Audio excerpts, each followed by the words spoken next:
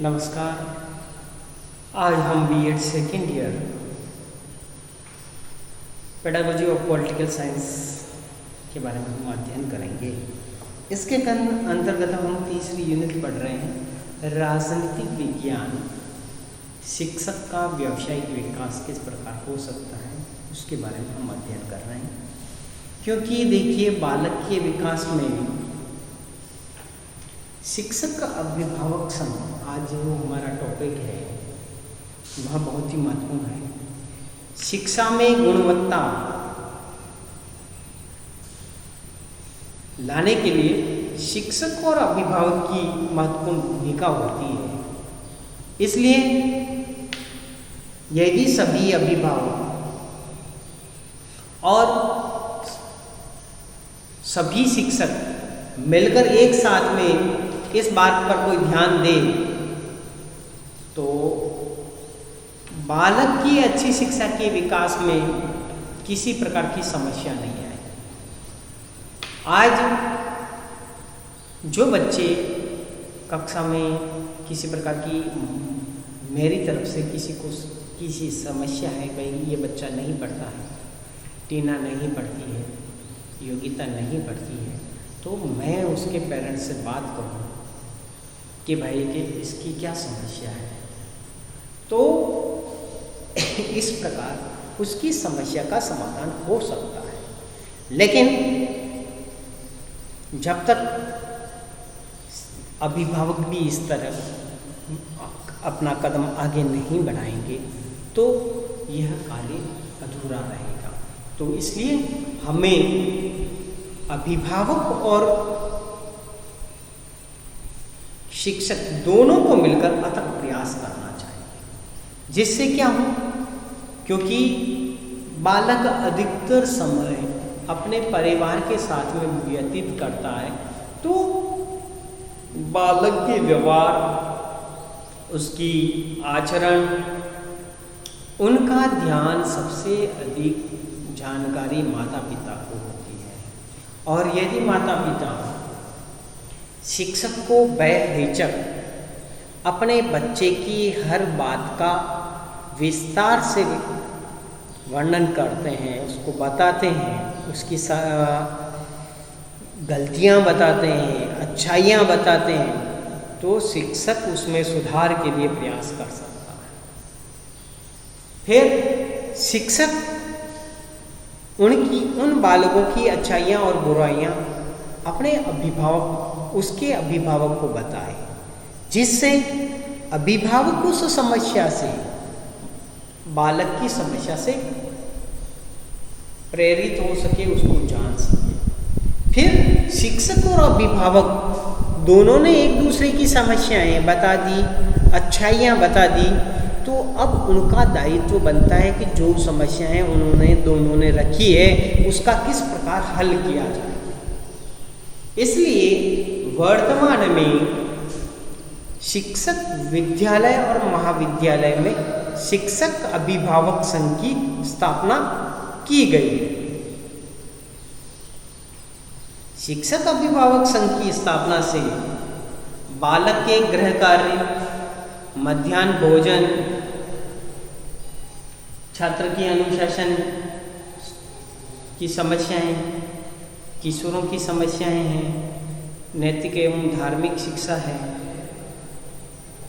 पाठ्य और पाठ्य सहगामी क्रियाएं हैं, विद्यालय विकास की परियोजनाएं हैं, विद्यालय सुधार की प्रतियोगिताएं हैं, और आर्थिक दृष्टि से विषम छात्रों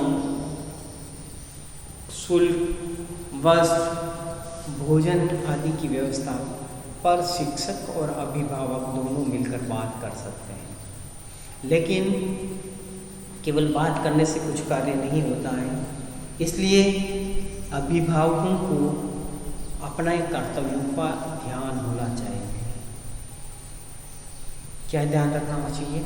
शिक्षकों से समय समय पर मिलने और बालकों के विकास और उनकी प्रगति के विषय में जानकारी प्राप्त करें। ठीक है ना। पहला दायित्व शिक्षक से मिलें और उसके बालक की प्रगति के बारे में जानकारी प्राप्त करें। दूसरा, घर के वातावरण का विद्यालय के वातावरण से सामंजस्य स्थापित करें, यानी घर का वातावरण में सुधार अपेक्षित है। यदि आपको लगता है इस प्रकार का वातावरण होना चाहिए तो उसमें सुधार करें। इसी के साथ में अध्यापकों को अपने बालकों से संबंधित समस्याओं का समाधान हेतु सहायता करना।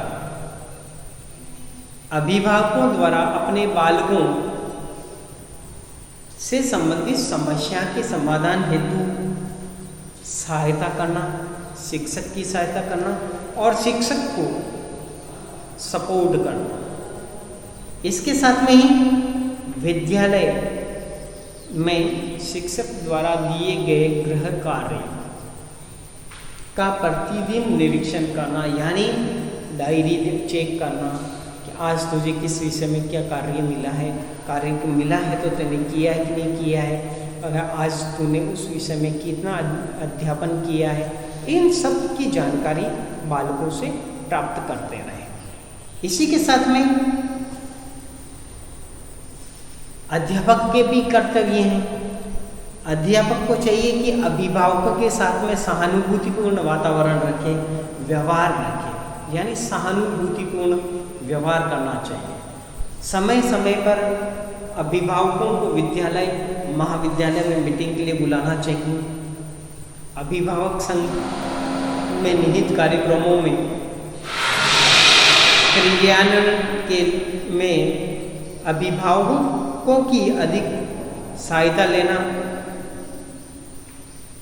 समय समय पर अभिभावकों को बालक की उन्नति से संबंधित सूचनाएं भेजना। विद्यालय कार्यक्रमों में अभिभावकों की हिस्सेदारी, उनकी सहभागिता बढ़ाना। विशेष प्रोग्राम हो तब उनको 26 जनवरी 15 अगस्त ऐसा कोई वार्षिक उत्सव है तब उनको विशेष रूप से आमंत्रित करना। समय समय पर ऐसे कोई वार्षिक सम्मेलनों का आयोजन करना और उसमें अभिभावकों को आमंत्रित करना। संघ की सहायता से बालकों के संबंधित समस्याओं को अभिभावकों के सामने रखना और आपने क्या प्रयास किए वह भी अभिभावकों के सामने रखना, ताकि उससे होने वाली समस्याओं का समाधान शिक्षक और अभिभावक मिलकर उठा सके। तो इस प्रकार शिक्षक और अभिभावक संघ एक महत्वपूर्ण भूमिका निभा सकते हैं। जब दोनों एक हो जाए तो एक और एक 11 होते हैं, और जब 11 की ताकत लगती है तो बहुत सुधार होने की संभावना बढ़ जाती है। तो इस प्रकार शिक्षक अभिभावक संघ बहुत ही प्रभावी ढंग से कार्य कर सकेगा। तो आज हमने राजनीति विज्ञान के अंतर्गत में हम शिक्षक अभिभावक संघ के दायित्वों के बारे में हमने अध्ययन किया। धन्यवाद।